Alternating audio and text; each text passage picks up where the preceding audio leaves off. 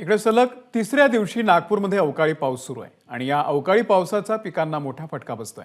हातातोंडाशी आलेला घास हिरावल्यानं शेतकरी वर्गामध्ये चिंतेचं वातावरण आहे। मात्र या पावसामुळे तापमानात कमालीची घट झालेली आहे। आढावा घेतलाय तुषार कोहळेनं। भर उन्हाळ्यामध्ये सलग तिसऱ्या दिवशी नागपूरमध्ये दिवसाची सुरुवात ही रिपरिप पावसाने झाली आहे। त्यामुळे सध्या नागपूरमध्ये पावसाळा सदृश्य चित्र आपल्याला पाहायला मिळत आहे। जर का तुम्ही नागपूरच्या रस्त्यावरचं हे दृश्य बघितलं तर लोकांनी घरी डांबून ठेवलेले रेनकोट असेल, छत्र्या असेल, त्यांना भर उन्हाळ्यामध्ये बाहेर काढाव्या लागत आहे। नागपूरच्या रस्त्यांवर पाणी साचलेलं पाहायला मिळत आहे आणि कुठेतरी यामुळे नागपूरचा जो पारा आहे तो देखील कमालीचा खाली गेलेला आहे। जर का आपण एप्रिलच्या दुसऱ्या आठवड्यात सरासरी नागपूरच्या तापमानाचा विचार करायचा झाला तर तापमान हे 42 अंश सेल्सिअसच्या वर असतं। मात्र मागच्या 2-3 दिवसापासून हे तापमान 26 ते 28 अंश सेल्सिअसच्या घरामध्ये पाहायला मिळत आहे। एकंदरीतच वातावरणामध्ये गारवा आहे सध्या।